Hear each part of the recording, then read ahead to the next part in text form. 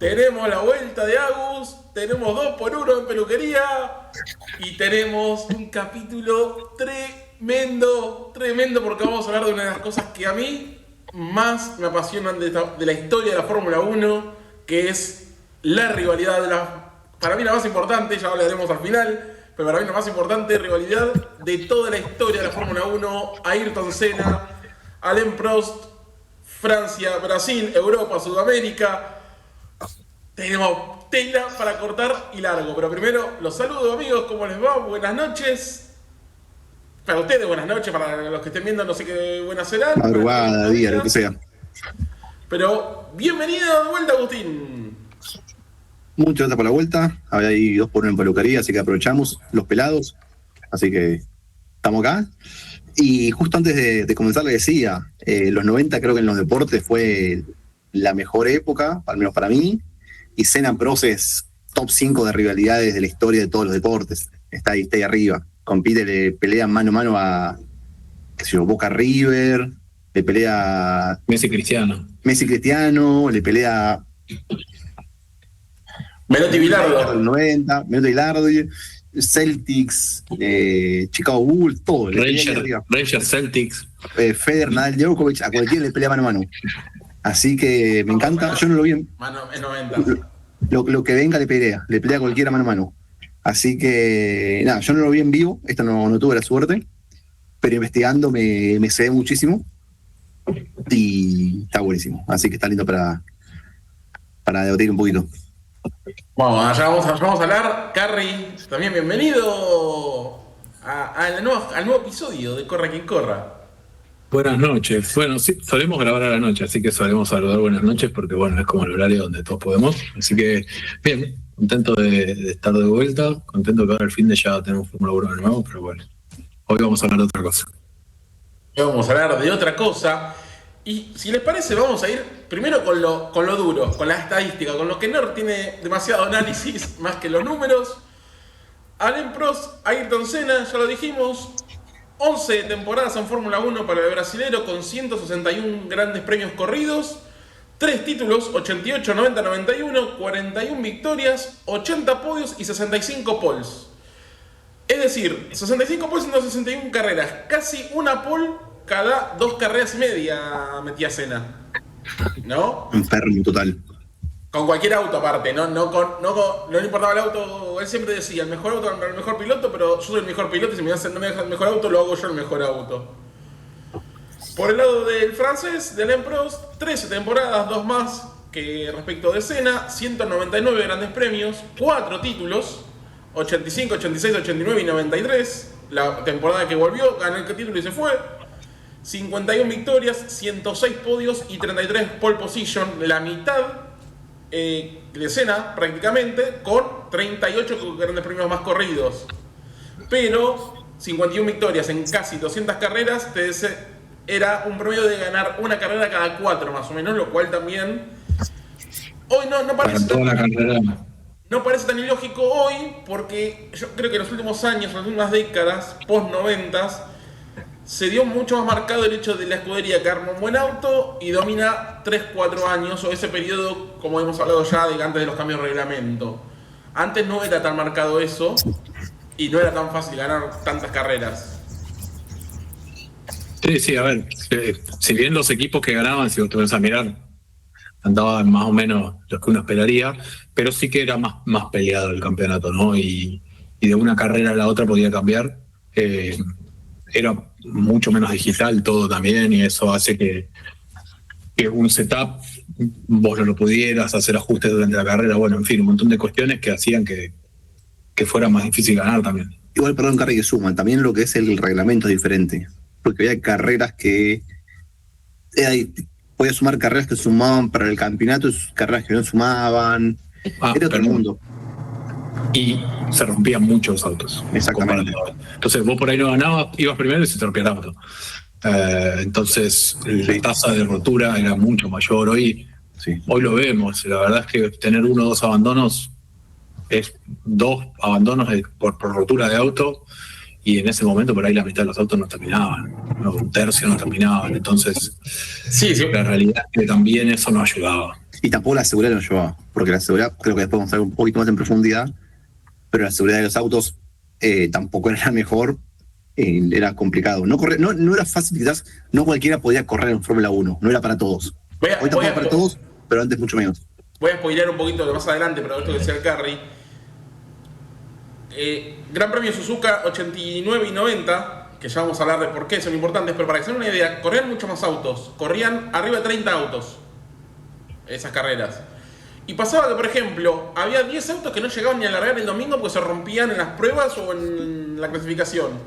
Y después en la carrera terminaban 10, 12 abandonando, y la carrera terminaban por ahí 8 pilotos nada más. Sí, mismo la otra vez que hablábamos de Reutemann, él termina abandonando, si no me equivoco, 4 o 5 carreras en una temporada corta, que no como las de ahora, que vos decís, bueno, abandonó 4, no es tanto, no, bueno, pero cuando la temporada tiene 15 carreras, va a abandonar 4 o 5, es un tercio, la verdad que es un montón. Sí, y a Prost le pasó mucho al principio de su carrera, que iba muy bien en los campeonatos, y al final se rompía el auto, y no se llegaba a ser el campeón. Pero bueno, vamos a empezar a desarrollar un poquito, a desandar el camino de esta rivalidad. Y primero, Carry nos va a presentar un poquito las características de cada uno, los estilos, porque justamente parte de la rivalidad parte de que son estilos totalmente opuestos. Sí, la verdad es que creo que no podrían ser más opuestos, sinceramente.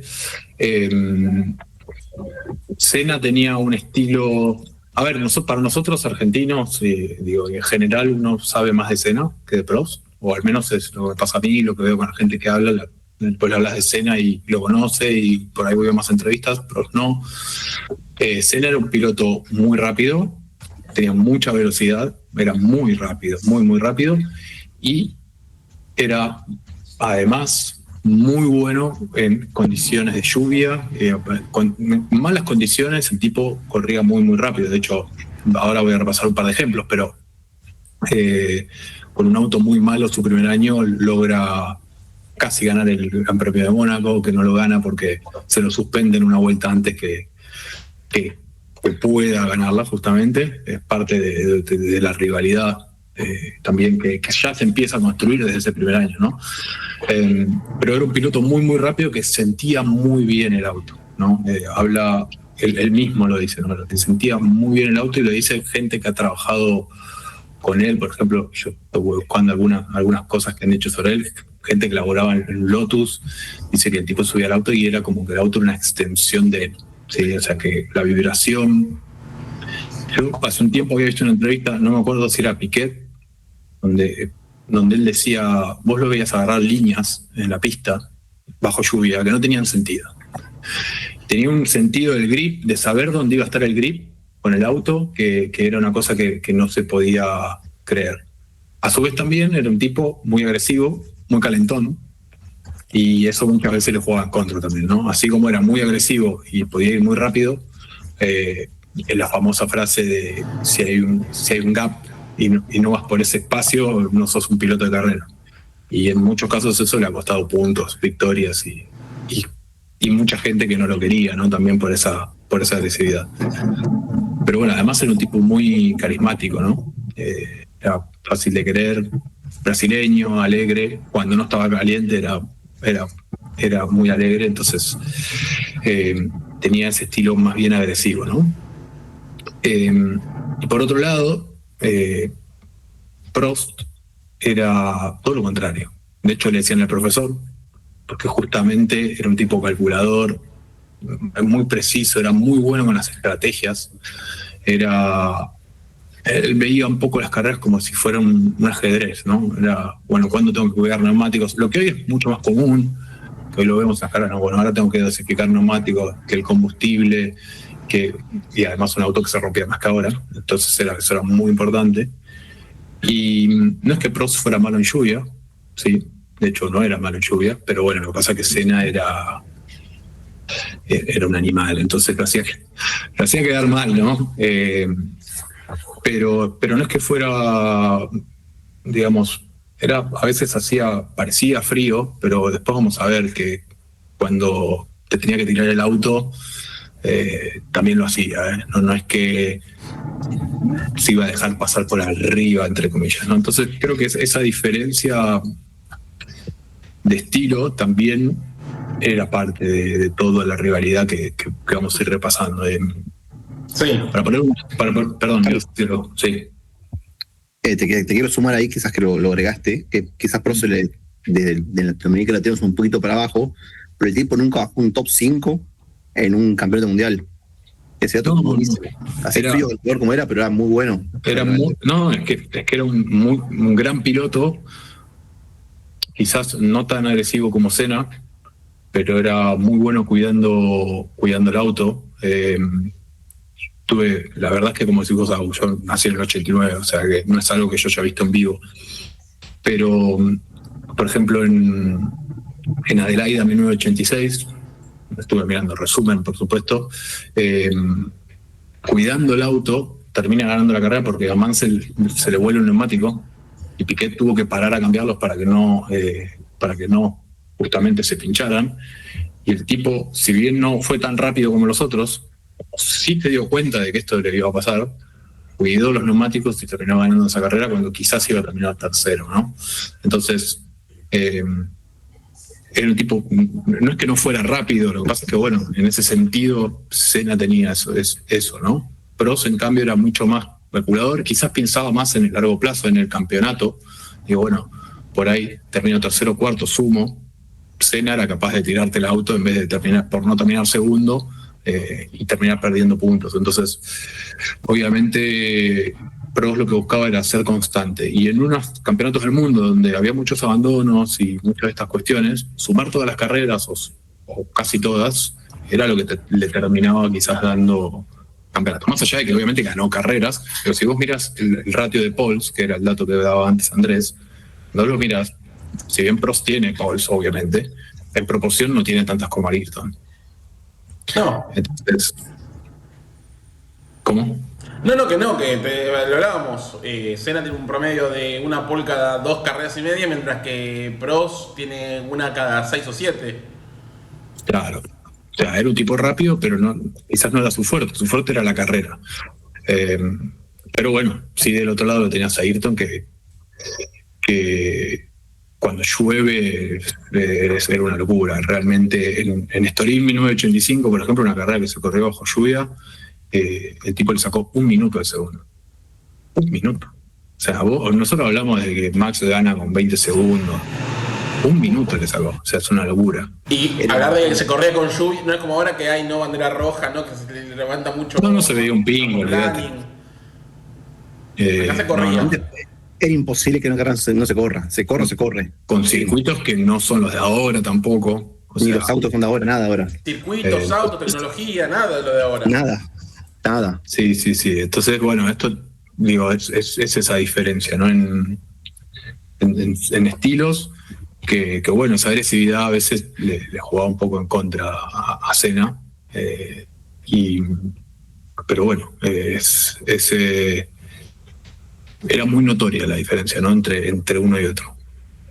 Sí, y eso es lo que empieza justamente ya cuando Senna llega a la Fórmula 1. Prost, si bien no era un veterano, ya tenía un par de temporadas, era un nombre importante, o empezaba a ser importante en la Fórmula 1, y Senna irrumpe casi de la nada, porque en su primera temporada logra resultados que nadie esperaba, con un auto que nadie esperaba. De hecho, vos dijiste bien, lo de la carrera de Mónaco, que se la suspenden una vuelta antes, cuando lo estaba cazando a Prost, justamente, que la termina ganando Prost. Sí, en esa carrera él había quedado muy atrás, y empieza a llover, y el tiempo empieza a pasar autos como si no hubiera mañana. En Mónaco. En Mónaco, sí. No es que pasaba autos en un circuito, no sé, como puede ser Spa o no sé, Silverstone, no, en Mónaco. Si bien es cierto, en esa época era más fácil pasar en Mónaco que ahora, hay que decirlo. Pero bueno, igual es válido. Pero digo, siempre ajustado a la cada temporada, Mónaco era de los circuitos más difíciles para pasar. Sí, y Ayrton en esa carrera no tenía un gran auto. La verdad es que hay que decir eso. Si uno no lo vio, yo creo que la mayoría sí, porque es algo que se proporcionó bastante, el documental y la serie de Senna. A mí me gusta más el documental porque es un poco más realista, pero bueno, muestra un poco esto, ¿no? De que él, su primera temporada, consigue muy buenos resultados con un auto que no estaba para eso, para nada. No, Igual, no. perdón, agrego que llegando a la carrera en Mónaco, no sé si hay una película o algún documental sobre esa carrera en particular. Pues yo en el mundo vi algún documental en YouTube, en Netflix, no sé dónde yo he visto. No, en la serie de Netflix hay un capítulo que se centra en esa carrera, que es como la primera gran carrera de Senna en la Fórmula 1, y es Sí. donde se hace un quiebre de... Él era muy cuestionado por esta forma de conducir, porque no era la Fórmula 1 más tradicional, era el estilo que tenía Prost, más tranquilo. Prost la diferencia era que tenía la capacidad de, como decíamos, de calcular en su cabeza ciertas cuestiones que lo hacían elegir mejores estrategias.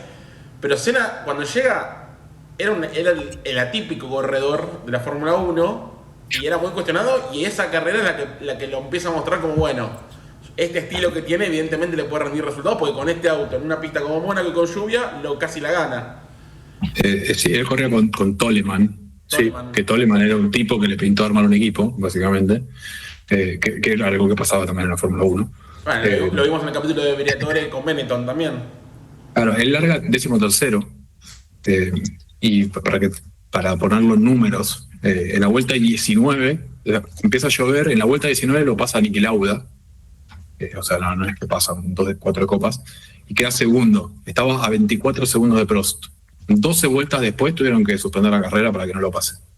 O sea, le estaba descontando de a 2 segundos por vuelta.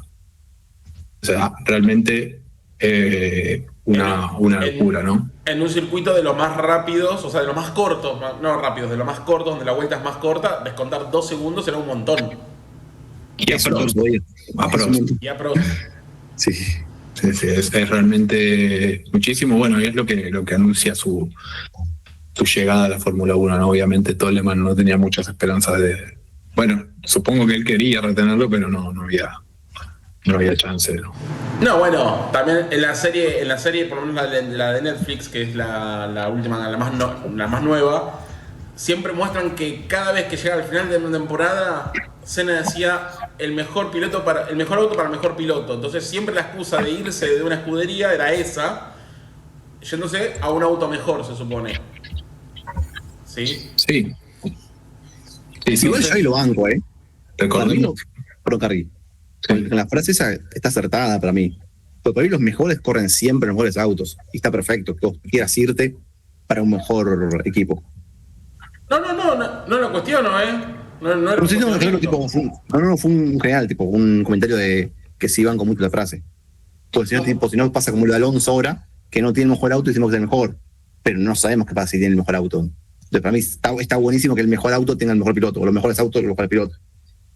Sí, a ver, recordemos que cuando vuelve, digamos, Prost, él firma con Williams en el 93, y la principal cláusula que él puso es que no quería Senna en ese auto. O sea, el Williams ese año era el mejor auto, claramente, y él dijo, no me pongan a Senna, o sea, no me importa, yo, si no firmo. O sea, la condición que puso él es no firmar, que no firmen a Senna. Entonces, Bueno, la temporada 92, que él no la corre, se dice, algunos dicen que fue por un tema de salud, otros aluden que es que no quería volver a compartir equipo con Senna, porque ya habían compartido equipo en McLaren, que ahora vamos a entrar ahí en breve, pero no quería compartir equipo con Senna justamente, él estaba en Ferrari buscaba a Senna y no querían compartir equipo, entonces se aludió un tema de salud y no compitió en la temporada 92. Rescindió el contrato, mejor dicho.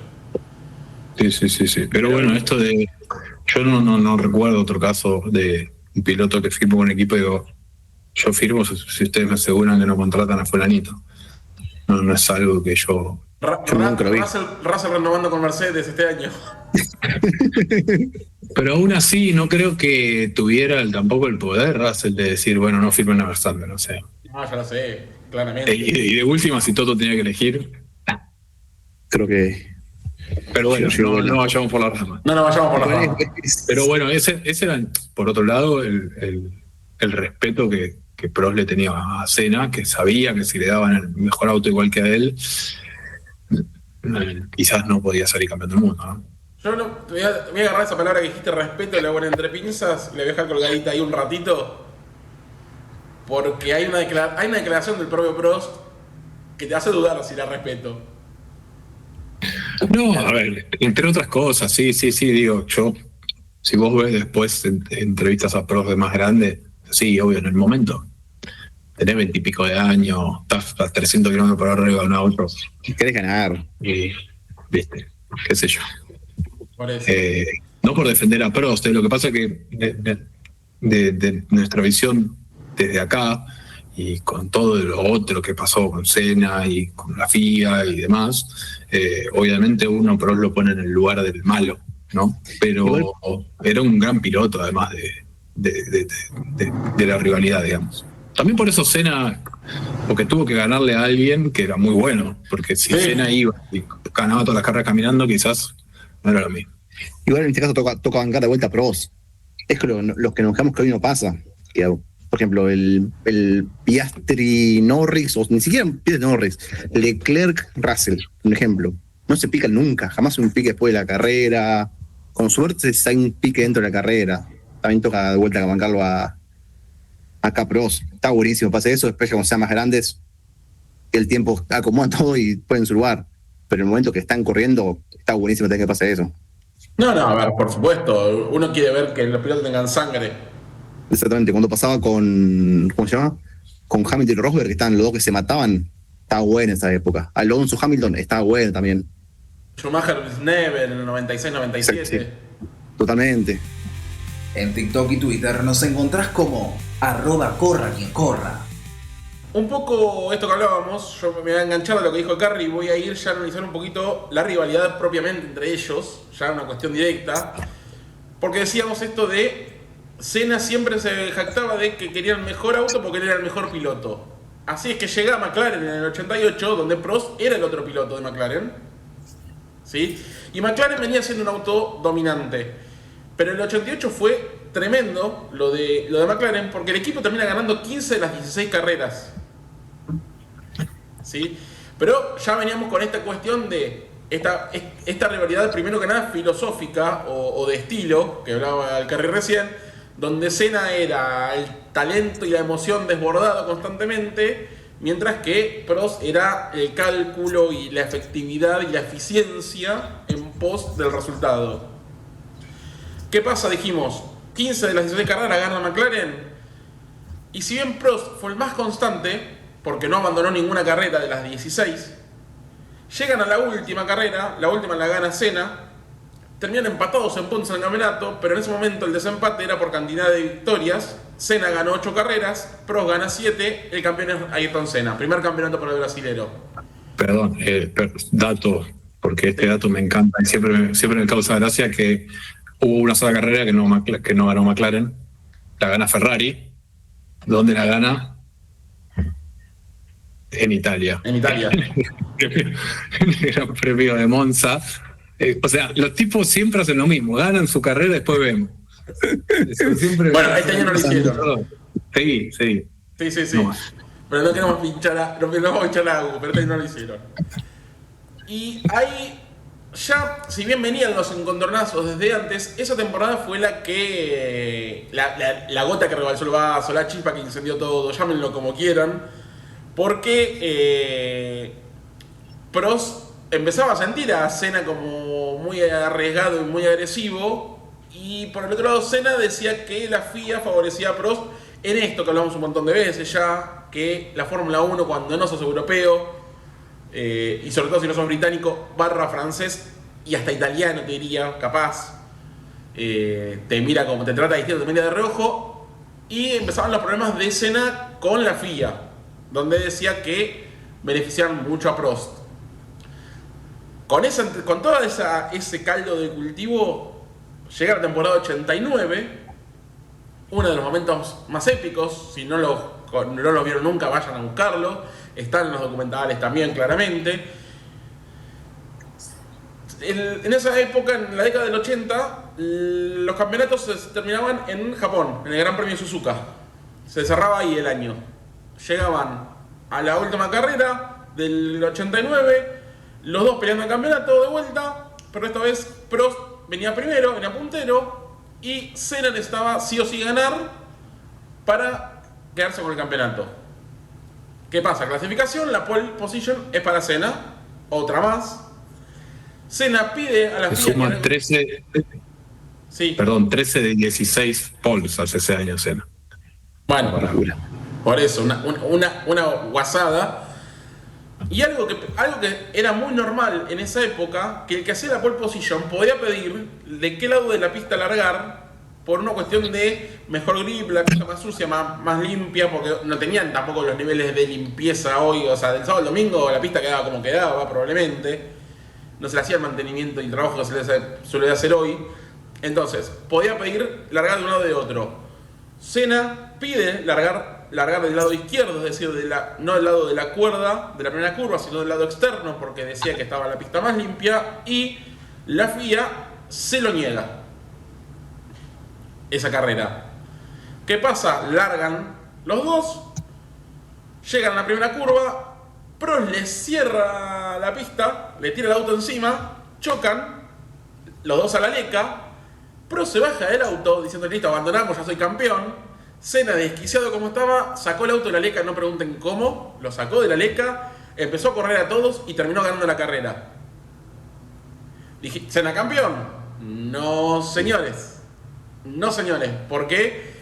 Porque la FIA decide descalificar a Ayrton Senna, porque en esa primera vuelta corta la chicana, que es donde se produce el choque, la primera curva. Chicana, se van afuera los dos, y él retoma la carrera desde donde pudo.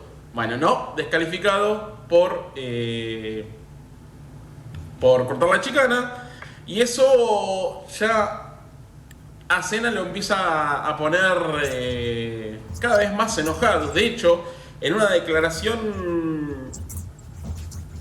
un tiempo después, no mucho después, porque Senna 5 años después termina falleciendo, pero un día dijo como que era una situación que él no podía perdonarle nunca a Prost, porque porque sentía que primero la FIA a propósito le negó largar desde el lado izquierdo para que Prost hiciera esa maniobra, y Prost lo hizo a propósito, y que tomó la sanción contra él y no contra Prost, aunque Prost después no terminó la carrera ni siquiera. Cuestión, no cambió nada, el campeonato quedó para el francés, y una cuestión entre ellos ya insalvable. Ya la grieta era peor que la grieta política que hay en Argentina. No había chance de que se sentaran a hablar de nada. Pero ¿qué pasaba? Los dos tenían un año más de contrato todavía con McLaren, y venía la temporada 90. Otra vez temporada pareja, McLaren dominando la temporada, y vuelve a pasar lo mismo. Llegamos al final de la temporada en Japón con los dos peleando el campeonato, pero esta vez situación invertida. Senna puntero, Prost segundo. Prost necesitaba ganar para ser campeón, y Senna necesitaba terminar mejor que Prost. ¿Por pocillo para quién? Adivinen. Para Senna. Para Senna. ¿Cuándo no? Vuelve a pedir salir del lado olímpico de la parrilla, y le vuelven a negar el pedido igual que el año anterior. Pero ¿Qué hace Senna en la primera curva? Le tira el auto encima. Cuando intentó doblar a Prost, le tiró el auto, él siguió derecho, se lo llevó afuera de la pista, y ahí sí abandonaron los dos, y Ayrton Senna terminó siendo el campeón de esa temporada del 90, el segundo campeonato para él, otra vez a bordo del McLaren. Y de vuelta, post carrera, porque a mí lo que más me gustaba de Senna también era que no se callaba nada. A esto hay que decirlo. No tenía miedo de cuidarse de las cámaras, no. Post carrera dijo que el domingo antes de largar a la mañana estuvo meditando, estuvo pensando, y que pensó, dijo: bueno, claramente la FIA y Prost están haciendo un trabajo, están queriendo, él usa en inglés la palabra "you get fucked by stupid people", o sea, como que fuiste jodido por estúpidos. Quieren joderte estúpidos. Entonces dijo, ¿sabes qué? Donde Prost quiere hacer lo mismo del año pasado, me lo llevo conmigo. Y eso fue lo que hizo, literalmente. O sea, ya lo tenía todo pensado, ya tenía antecedentes, sabía que iba a pasar eso. Dijo, donde haga la misma el año pasado, me lo llevo conmigo. Pasó. Reconoció también tiempo después que lo hizo a propósito para cobrar una especie de venganza o revancha de lo que había sido el momento de un año antes.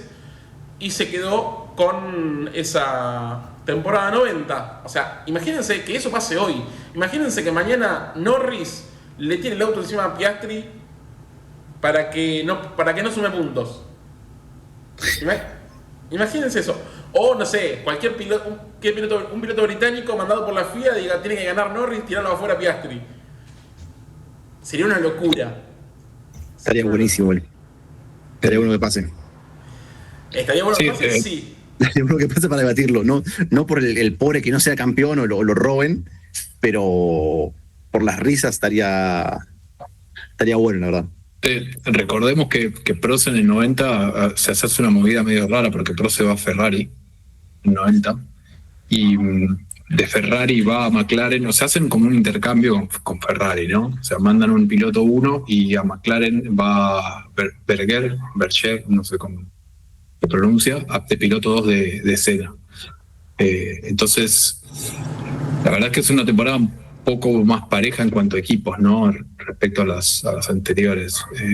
De todas maneras, Senna hace 10 poles como todos los años en la temporada. Pero sí, terminan en esa carrera donde los dos se retiran, que no es la última de todas maneras, es la anteúltima. Perdón, la anteúltima. La anteúltima, Prost necesitaba ganar para mantener chances y Senna sabía que ganando o que Prost no sumara puntos ya era campeón. Tenés razón, Carry, corrijo eso.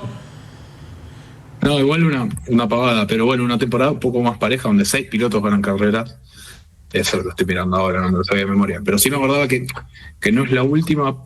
Normalmente terminaba en Japón, pero bueno, ahí está Australia también. Pero bueno, ahí empieza a aparecer un poco Benetton también en la pintura, ¿no? Ya ganando algunas carreras.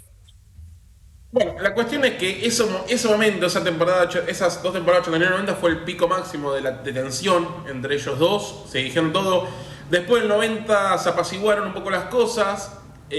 Prost se retira en el 93 y enseguida, meses después, porque en mayo del 94, 1 de mayo del 94, es el accidente que le cuesta la vida a Senna. Posterior a eso, en alguna entrevista, Prost dijo que habían llegado a hacer las paces, unas paces en las cuales no se agreguían más. Pero... Y es un avance, güey. Es un avance. Es un avance. Sí, de tirarse afuera a estar tranquilo es un avance, pero igual ahí descuelgo lo que habían dejado con pinzas del respeto que decía Carry. Y el mismo Prost dijo: admito que muchas veces estaba atemorizado o sentía terror, fue la frase exacta, por Ayrton, porque él estaba listo para hacer lo que hiciera falta con tal de ganar. Entonces, volvemos, no es como hoy con la seguridad, no había halo, no había... O sea, una maniobra mala de Senna por querer ganar una carrera le puede costar la vida a cualquiera de los dos. O sea, lamentablemente a Senna le termina costando la vida, pero no es una maniobra mala, es un accidente. Sí, a ver, estaba llevando un auto que no estaba para ir tan rápido. Bueno, manejando el límite, ¿no? Sí, realmente se rompe. Igualmente, perdón, diciendo al accidente de Senna que lamentablemente fallece, todo el fin de semana de Grand Prix de Mario de 1994 fue un desastre. Sí. Porque el viernes Rubens Barrichello tuvo un accidente fuertísimo. Que se salvó de milagro. El sábado, Ronald Ransberger, si no recuerdo mal, fallece con un golpe. Los pilotos el domingo no querían correr.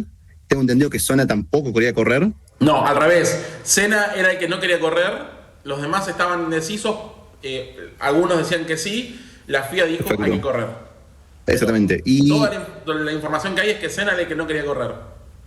Exactamente. Y en la vuelta 7, Senna tiene el accidente que hay un informe muy bueno de Adrián Puente en su canal de Telemérico de Fórmula 1, si quieren verlo, que está interesante, que cuenta el juicio, quién tuvo la culpa, el responsable, y hasta el día de hoy no se encontró qué pasó. Pues se habla de fallas técnicas, se habla de fallas del circuito, claramente hubo 3 golpes fuertes en un mismo fin de semana, y en idas y vueltas, la muerte de Senna, digamos que quedó no en el olvido, pues no sé si es la palabra correcta, pero nunca fue del todo claro qué pasó y por qué pasó lo que pasó. De hecho, Niki Lauda es uno de los que dice que el mismo Senna le dijo el domingo a la mañana antes de la carrera que él tenía miedo y que no quería correr. Que se iba a subir al auto por respeto a los fans, pero que él no quería correr. De hecho, esa curva no existe más hoy, hay una chicana. No, o sea, vos tenés una curva que vas a fondo con una pared enfrente. O sea, realmente una cosa que hoy lo mira con los ojos de hoy, más allá de lo que uno habla, de que los pilotos no se animan a correr y todo, pero los tipos que van a 300 km por hora tienen una pared ahí, o sea, realmente una locura. Sí. Nula seguridad en ese sentido, ¿no? Porque ahí era, no sé si una fila de neumáticos lo hubiese salvado, pero ni siquiera había eso, era una pared. Exactamente. Pero bueno, sin irnos demasiado, ya en todo caso haremos algún capítulo especial de Ayrton, que creo que se lo merece. Pero yendo a lo que nos compete hoy, que es la rivalidad, porque veníamos hablando mucho en los últimos capítulos de carrera donde hablábamos de esto, que entre Piastri y Norris no se pelea, que son compañeros de equipo y que parece que te dejan pasar uno a otro. Bueno, veníamos mencionando mucho la rivalidad Prost-Senna justamente en McLaren, y esto, digo, el punto máximo de esa rivalidad en McLaren fue en la temporada 89, que desencadenó lo que pasó en el 90, pero ya con Prost en Ferrari. Y eso muestra, es otra vez de vuelta, esto un poco seguir explayándonos en esto que explicaba antes del carry, el estilo de cada uno. Uno iba a fondo, quería siempre el límite, quería ganar como sea, buscar ser más rápido, y el otro prefería, o sea, un día se le soltó la cadena y hizo una de Senna, Prost, y quedó para la historia. Y creo que también por eso quedó como el malo, porque fue el que primero tuvo esa actitud. Sí, pero lo que pasa es que uno lo mira desde los ojos de que la FIA siempre lo bombeó a Senna, lo cual es cierto. Pero el tipo, digo, si yo estoy en el autito y sé que si choco con el de al lado, ¿salgo campeón del mundo? Claro. No sé, ¿viste? Porque lo ponemos todos en moralistas, pero hay uno, Max lo hubiese hecho. Sí, obvio. Schumacher lo hubiese hecho, o sea... Schumacher lo hizo, de hecho. Perdón, no lo hubiese hecho, lo hizo. Lo hizo. Alonso lo hizo con Hamilton en clasificación, también en McLaren. Hamilton se lo hizo a Verstappen en Silverstone. Exactamente. Entonces, obviamente uno como tiene más cariño a Senna, dice, mirá cómo le tiró el auto. Tampoco lo tiró contra la pared para matarlo, digamos. O sea, No. Solo para sacarlo. Lo que pasa es que lo que no pensaba Prost es que el equiciado de Senna iba a seguir corriendo. sí, que de hecho hoy porque lo que él hace es salir como marcha atrás. Lo que dice la FIA es que era muy peligroso lo que dice, qué sé yo. Cortó la chicana por salir de esa manera. Es que en realidad no es que como que hace marcha atrás sobre la pista para no cortar la chicana. Me parece que es así. Ahora pero estoy casi seguro que es así. Lo que dice la FIA es lo que hizo muy peligroso porque vienen pilotos y entonces vos estás haciendo marcha atrás y qué sé yo. Al año siguiente pasa lo mismo, otro piloto hace eso y no lo descalifican. Entonces, también por ahí en la calentura de Senna, una situación que hoy, en carrera de hoy, si vos te saltás la chicana o retomás mal, no te descalifican. La verdad es que te dan 10 segundos. O pass-through. Sí. Fue una pavada para que Sí, le buscaron el pelo al huevo para... Sí, capaz que sí la regla, pero no se aplica nunca. Es que claramente, vuelvo a esto, digo, ni Prost ni la FIA pensó que después del choque Senna iba a seguir y que iba a ganar la carrera. Porque no es solo seguir. Porque fue la primera curva, es decir, él cuando retomó último y con autos que ya venían por la mitad, con media pista de ventaja, probablemente. Entonces, no es solo que siguió la carrera, sino que la ganó el enfermo. Aparte, igual si estás por afuera, estás afuera, te juegas por un lado. Muy estúpido la sanción. Pero bueno, cosas de la FIA y sus manejos. Sí. Nada que sorprenda en esos momentos. Sí, igual para mí, pasaron 25 años y sí, igual la FIA con cosas raras que que sanciona sí y no. Así que no cambió mucho la cosa. Mirá Abu Dhabi 2021. Rompieron todo el reglamento por donde lo mire. Sí. Bueno. En Instagram buscanos como @corra_quien_corra_podcast. Y ahora vamos a pasar a, por llamarlo así, el legado, que de la mano de Agus, que es lo que dejaron estos dos pilotos y su rivalidad. Exactamente. Bien, en cuanto al legado, digamos, lo que pasó o la actualidad de ambos, que fue lo que fue el post-retiro, el post pilotos. Vamos a hablar primero sobre Senna. Senna, para que tomar dimensión de Senna, Brasil es un país gigante, con una tradición en deportes gigante. En todos los deportes son buenos los brasileños, son todos buenos. Y Senna está a la altura casi de Pelé en el fútbol. Los brasileños lo aman a Senna. Hay un montón de chicos en Brasil y en todo el mundo, también no solo en Brasil, que llaman a Ayrton justamente por Senna. Es muy, muy común usar gente de mi generación, que quizás, o un poco más chico quizás, o más o menos, que se llaman a Ayrton por Senna, justamente por el padre o la madre, era fanático de Senna. Pero en Brasil particularmente Senna es casi un dios, está a la altura. Y muchos pilotos que luego vinieron de Brasil, Massa, Barrichello ya corría en ese momento, pero siempre hablaron muy bien de Senna y fue una inspiración. Hay murales de Senna por todo Brasil, homenajes y todo demás. Y aparte también muchos pilotos que corren hoy en día, siempre que pueden, hablan de Senna y lo importante que fueron y cómo se reflejan en su forma de manejar o en lo que querían ser.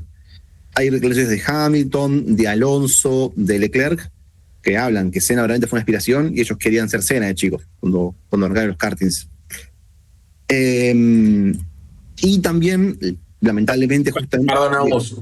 Hable. Cualquiera que mirara la carrera quería ser serio o quería ser pros, perdón. Con todo el respeto que merezca el francés. Uno quiere ser el aventurero siempre, el que va al límite de chico. Pero bueno, que sea siempre un tranquilo, relajado, ver qué pasa, puntito inteligente, estudian. Sí.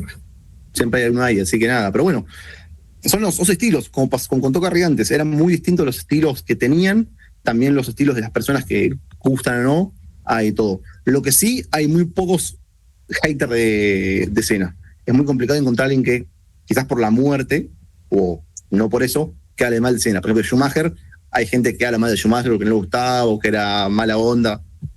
Pero bueno, al margen de Andrés... Hincha de Villeneuve, boludo, imagínate. Es increíble. Por eso, pero bueno, sí, por la forma de manejar de Schumacher o las cosas que hacía, hay gente que no lo banca. De Senna, hay poca gente a encontrar que hable mal de Senna. Y como decía antes, volviendo para atrás, el tema de la seguridad. Luego de la muerte de Senna que comentamos anteriormente, la FIA se puso las pilas y empezó de a poco a meterse en el tema de seguridad hasta el desarrollo que tenemos hoy en día. Los autos es muy complicado que haya golpes muy fuertes con consecuencias fuertes. Por ejemplo, el año pasado, o el otro fue cuando Wang Yusu, que tuvo la derrapada, dado vuelta varios metros, y siguió perfectamente. Eso que pasas en los 90 o antes, estabas muerto, lamentablemente. Sí. Yo creo, el de Senna fue el primero, el primer accidente que marcó un tema de seguridad en la Fórmula 1. Hay otro que es el de la grúa, unos últimos, 2016, Bianchi fue. Exactamente.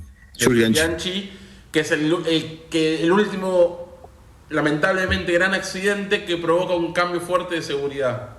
Sí, igualmente para mí se fue más una inoperancia de poner una grúa en medio de la pista. Igual hubo culpa también de los pilotos que siguieron, la verdad, también, pero fue más una operancia que creo que el auto. El auto está mal, el circuito estaba todo mal y no en cero preparación. Pero sí, es verdad que el de yo creo que ahí lo podés dividir entre seguridad del auto y de los circuitos a partir de Senna, seguridad en las decisiones de carrera a partir de Bianchi. Exactamente. Igual está buenísimo, porque la verdad que no está bueno que la gente corra. Es peligroso, sí, pero que la gente corra con un peligro alto de tener un golpe muy fuerte y tener consecuencias o fallecer, pero la verdad que lamentablemente por la escena proviene para el día de hoy que cambió eso, la verdad. De hecho también se terminó un poco eso de me anoto y corro con el Fiat 1, Sí. no. No, tenés que cumplir este reglamento de esta manera. Bueno, pero la famosa... Sí, dale. Sí. No, que los autos se desarmaban en el medio de la pista, digo. Entonces, era. No solo había poca seguridad, sino que encima había autos que eran aún peores, ¿no? De hecho, Rosenberg, el que se mata, era un piloto que corría porque tenía plata y se pagó, se hizo un autito y corría y lamentablemente falleció. Después de eso también creo que vino un poco el control de ese lado. Bueno, che, ¿qué vas a poner en pista también, no? Venía, si no me equivoco, es Bélgica 98, el famoso Gran Premio que en la largada ahí llueve y en la largada empieza a haber un choque y terminan como 10 autos afuera. Si no me equivoco, Bélgica 98. Digo, 4 años después de Senna, si no hubiera pasado lo de Senna, ese accidente, Carpas, a 4 años nada más de distancia, hubiera sido mucho más trágico. Probablemente. Sí. De hecho, si vos ves el accidente de Grosjean, en la pandemia, yo lo estaba viendo en vivo ese Gran Premio y dije, no hay chance de que salga de ahí. O sea, literal. Atraviesa el guarrail. Es una locura. Se parte en dos el auto, literalmente se parte en dos el auto. Sí, obviamente parte del legado de Senna, lamentablemente, es esta mejora en la seguridad, ¿no? Bien, como decía bien Agus, digo. Sí, y otro, ya para cerrar, que también ya que estamos de paso comentando, el de Robert Kubica, que se la pega creo que en Montreal, que da como 14 vueltas, va a estar 7 8 vueltas en el aire y se la pega contra la pared. Sí. También después sobrevive, es un palazo ese. Pero bueno, eso en cuanto a Senna. También hubo uno que apenas instalaron el halo de seguridad que fue que termina con el auto dado vuelta arriba de Verstappen, creo que es. Es el de Wenzu, el que dijeron antes. Es el mismo. Sí, el de Wansu, tenés razón. Exactamente. Pero bueno, eso. Y Senna se lo considera quizás de los pilotos más importantes de la historia, de los mejores. La mayoría que hagan un top 5, un top 3, te lo pone sí o sí a Senna. Y a Prost lo ponen algunos, pero no todos lo ponen. Eso es quizás Pasa que la diferencia. ahí Agus, yo aplica mi teoría del ídolo. Yo siempre soy partidario de decir que ídolo para cada uno es el que a vos lo viste y te generó algo. Yo a Senna soy un par de años más grande que ustedes y yo a Senna lo llegué a ver un par de años en vivo y viví el accidente de Senna literalmente en vivo porque estaba viendo la carrera con mis abuelos, con mis tíos y a mí Senna me movilizó, me hacía querer ver las carreras. En cambio, por ejemplo, un Fangio que yo no lo vi claramente, obviamente es indiscutible la importancia de Fangio en la Fórmula 1. Pero no te pasa, por ejemplo, vos me decís, este año sale campeón Norris. No, ¿Ha obvio. salido? Va a Dentro pasar de en 10. gloria. Nadie se va a acordar. Entonces, en cambio, vos lo ves, no sé, a Vettel o, bueno, Hamilton, después de los últimos años, la verdad que ganaba fácil, pero las peleas con Rosberg, o sea, tienen algo, tiene que haber algo, ¿me entendés? De carisma primero y después, obviamente, tenés que tener un rival, porque eso también, para ser ídolo, tenés que tener rival. Porque Obvio. si no, si vos ganas caminando, es difícil. De hecho, Max hoy, que no tiene el mejor auto, la gente lo quiere más que cuando ganaba. Y lo respeta más que cuando salió campeón del mundo. Me incluyo en esa lista. Yo era un anti-Verstappen en su momento, pero ahora lo estoy queriendo mucho, Max. Pero igual, aparte en la Fórmula 1, por ahí es los McLaren que están para salir campeón este año, capaz que después nunca pueden ser campeón del mundo. Pues no sabemos qué pasar el año que viene el otro. Meter un poco de sangre para salir campeón, dale. Que no sé cuándo se campeón de vuelta. Bueno, Sí, creo que un poco es eso, ¿no? La rivalidad por un lado y las dificultades también, ¿no? Creo que eso debe ser el que pelear aún contra la FIA también te da un poco eso, ¿no? Que es lo que tiene también un poco Alonso, ahora ya está grande, no está peleando por campeonatos, pero también siempre lo tiraron un poco al bombo. Un poco bastante, Alonso, lo tiraron al bombo. Un montón. Un montón. El del 2007 era de Alonso, no era de Hamilton. Pero bueno, entonces también eso te da un poco, ¿no? Cuando vos estás del lado del poder, es difícil que la gente después te quiera, ¿no? Y a Prost, digo... Y a su vez estar en contra del poder te enaltece mucho más las virtudes o los logros. Sí, Voy a decir una frase del amigo Juan Román Riquelme, que yo no lo banco mucho como dirigente, pero es una gran frase, que poder es que la gente te quiera. Y a Senna la gente lo quiere. Sí. Y lo quiere por esto, básicamente, por todo lo que estamos charlando. Pero bueno, pasando al legado de Prost, ya para cambiar un poquito, Prost, tal cual fue el profesor dentro de la pista, también fue el profesor fuera de la pista. Pasó por muchos equipos, pasó por Renault, trabajó en McLaren, tuvo su propio equipo, el Prost GP, que pasó sin pena y gloria, se le rompió un montón de veces el auto. Le sacó las ganas, digamos. Sacó las ganas, corrió Mazzacani ahí, rayito, ahí dato de color. Y Gierno Trulli, un tipazo de Fórmula 1. Pero bueno, estuvo también en la FIA trabajando, ayudó al desarrollo de los autos, investigando un poquito, aparentemente estuvo bastante involucrado en el desarrollo y la aerodinámica de los autos y la mejora, que se fue dando con el tiempo.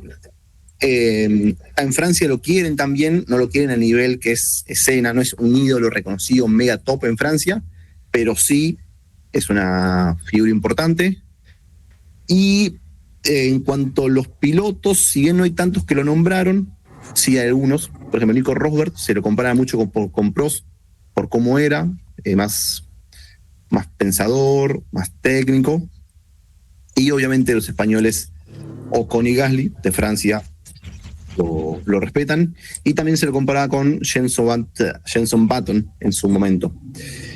Hoy en día no está trabajando en ningún equipo, ya está más grande, pero sí aparece en eventos, en alguna entrevista. En las carreras ha estado en el paddock.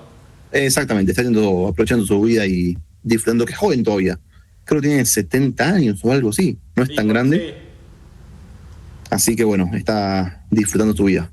Creo que el legado de Senna fue un poco más grande o más importante lo que marcó, pero el de Prost la verdad que no está nada mal, porque pasó por su equipo, trabajó en la FIA, tuvo su equipo propio. Sí, hay que decir, creo que el legado de Senna es más grande en distintos aspectos, pero es más grande a raíz de su muerte. Es un mito. Sí. Es que la muerte siempre te sube para arriba, la verdad. Igualmente Senna era un crack, mega crack, pero sí, siempre al fallecer se sube la figura. Nadie discute, pero pasa siempre, digo, la muerte, que lo que decías vos, la muerte enaltece mucho y te coloca en un pedestal que es difícil encontrar a alguien que vaya contra un fallecido. Exactamente. Sin irnos por las ramas ni entrar en comparaciones. El cambio de paradigma que hubo sobre Maradona, por ejemplo, a raíz de su muerte en Argentina y en el mundo. O sea, antes tenías más detractores de Maradona, hoy hay pocos y mucha gente se volcó. ¿Pero por qué? Por el mito. Y Senna es lo mismo. Senna es un mito porque la muerte lo puso en ese lugar. Entonces su legado, todo su legado, en un amplio espectro de cuestiones, está maximizado también a raíz de su muerte, lamentablemente. Si no hubiera tenido el accidente y hoy siguiera vivo, no sé si tendría, sin duda sería un ídolo, pero no sé si tendría el aura, como hablando no como hablan los pibes, sino el aura real que tiene Ayrton Senna. Comparto. Sí. No hay mucho que agregar, ¿no? Fue un golpe, ¿no? Para toda la Fórmula 1 y el deporte en general, ¿no? Cuando pasó lo que pasó lo de Senna, y eso también por cómo se dio todo ese fin de semana, y bueno, en fin, la verdad es que lo mismo, las imágenes de cuando llega el cuerpo y todo lo que es la marcha fúnebre de Senna en San Pablo, gente no solo de Brasil sino de todo el mundo. La famosa anécdota de Juan Pablo Varsky, que lo mandaron estaba cubriendo un partido de Copa, iba a cubrir un partido de Copa Libertadores y lo mandaron 3 días antes para cubrir la llegada de Senna fallecido. Gente, o sea, paralizó el mundo, literalmente. sí, ¿no? Y después vos lo ves en el más reciente, ¿no? Cuando Schumacher alcanza a Senna y le preguntan qué tan especial es, ¿no? En todo esto, se pone a llorar, no puede hablar. Se pone a llorar. Recordemos que Schumacher era el que venía detrás de Senna cuando Senna tuvo el accidente. Senna venía pisándolo porque Schumacher le venía comiendo los talones, y se quiebra totalmente. Vos lo ves a Hamilton cuando la familia le regala un casco de Senna, también se quiebra, o sea, digo, todo, ¿no? Desde un alemán como Schumacher hasta un inglés como Hamilton lo tienen de ídolo. Entonces eso te dice que más allá de su muerte y todo, digo, evidentemente dejó una marca en la Fórmula 1 y en el deporte mundial, por supuesto. Exacto. Sí. Y para ir cerrando, porque como dijo Carrie, mucho más de esto ya no queda para sumar, digo, si bien hicimos recién como una recopilación final, digo,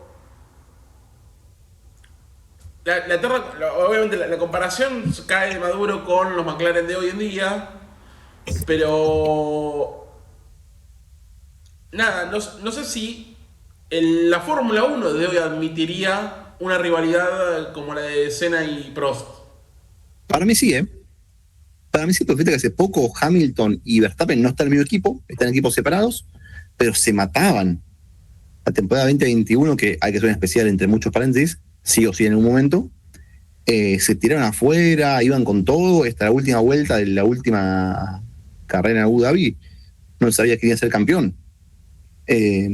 Quizás quizás nada. Para mí se bancaría y la gente estaría de acuerdo y creo que es lo que está pidiendo la gente. Igual, en la 2021, yo todavía no había vuelto a la Fórmula 1 en sí, pero yo siento que fuera de la pista la rivalidad se terminaba. Era en la pista. No tanto. Lo de Prost Senna era constante, era todo el tiempo, era fuera de la pista, en el taller, en el box, en las reuniones de la FIA. O sea, hoy también lo que es redes y todo eso está mucho más cuidado que en ese momento, ¿no? Hoy van a declarar y tienen uno de relaciones públicas del equipo parado al lado, a ver qué dice. En ese momento iban a lo traverso, ¿viste? O sea, de hecho, aún en los 90, me acuerdo de Schumacher yendo al otro garaje a querer pegar, o sea, era otra cosa. Hoy es todo mucho más cuidado, ¿no? Me parece también el tema de declaraciones fuera de la pista. Además, Luis no es una persona que suele declarar fuerte.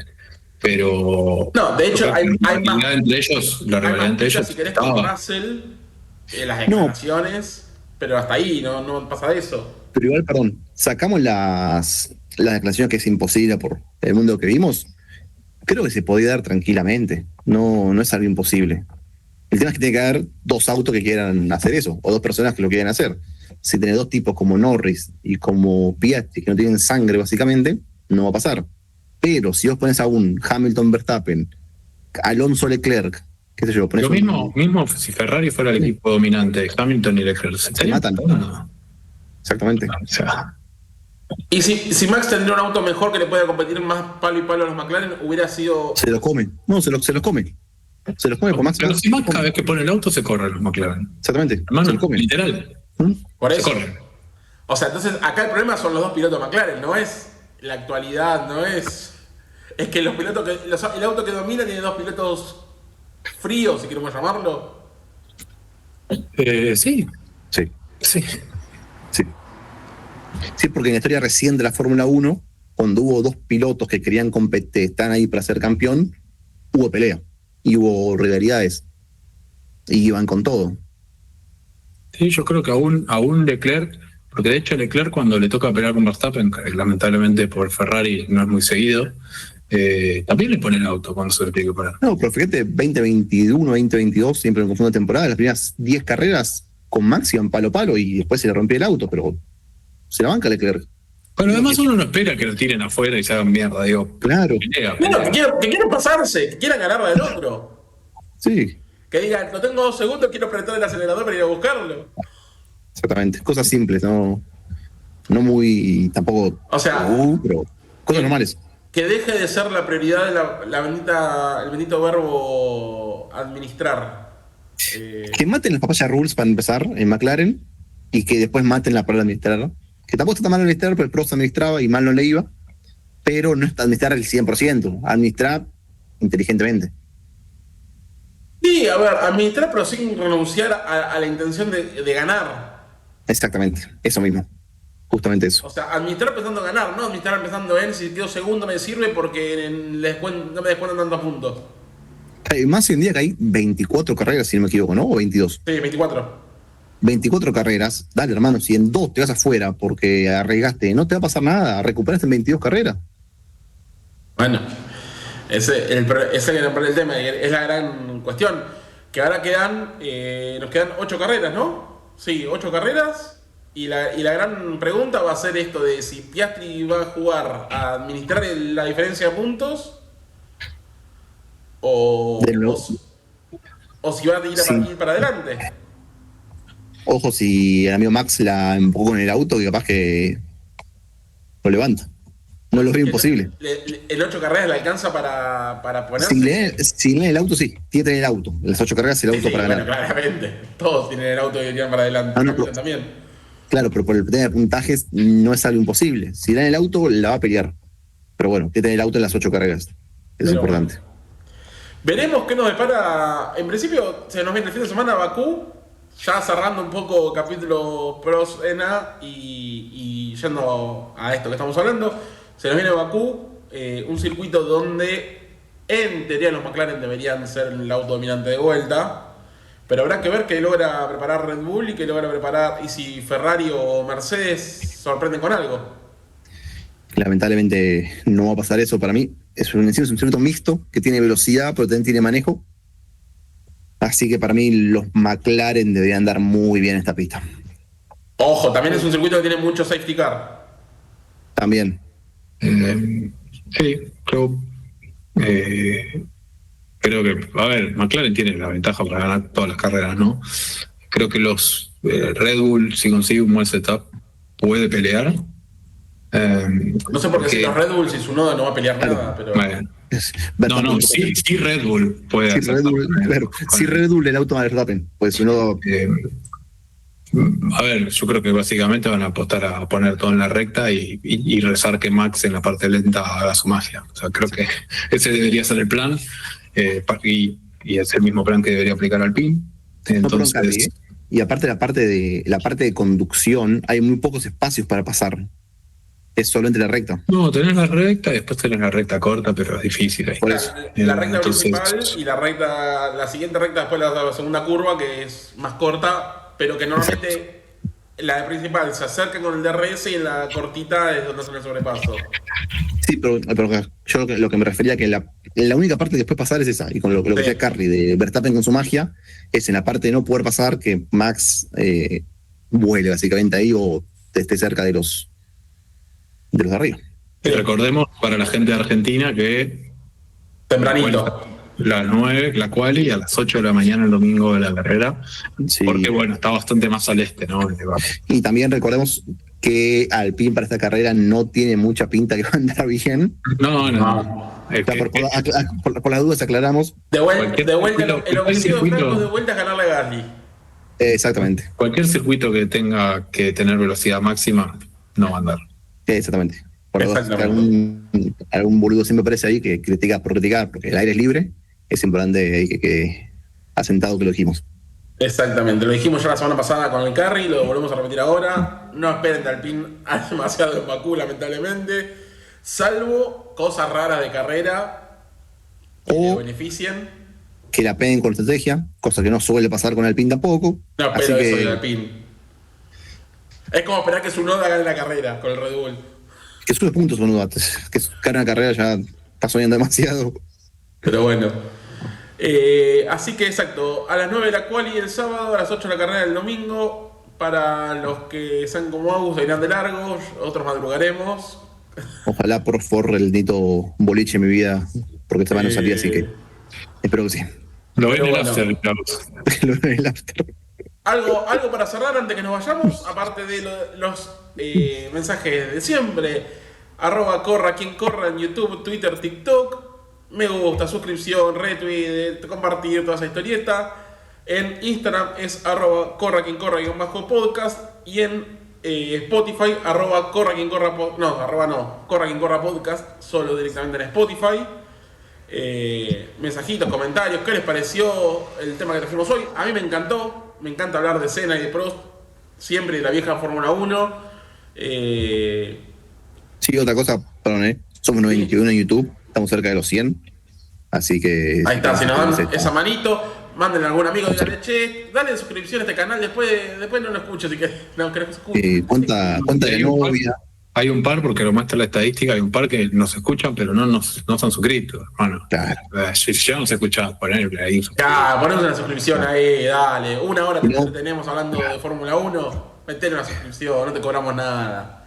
Cuenta de la novia, del novio, del padre, de la madre, del hermano, de lo que sea, del primo. La de la tele, la del teléfono, la de la... El abuelo que nunca entra a YouTube, pasa de la cuenta, pum, un suscribir y listo.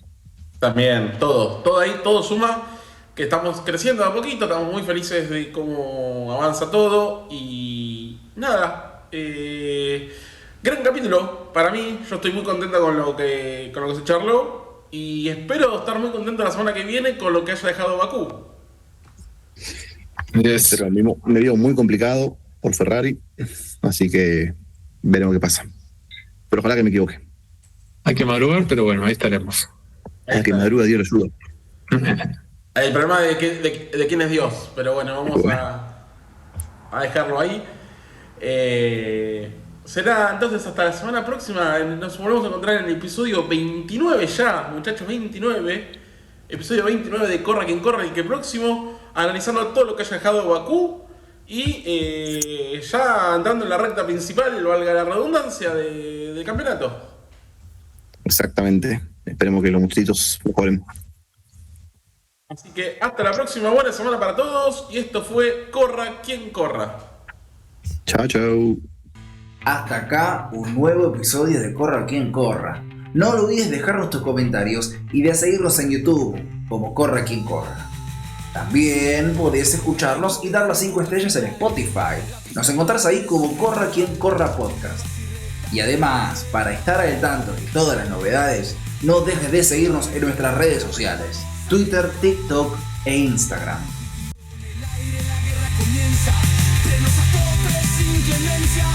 Cada curva una sentencia, el podio espera la pura esencia. Rojo el semáforo, el pulso a mil, el asfalto quema sangre febril.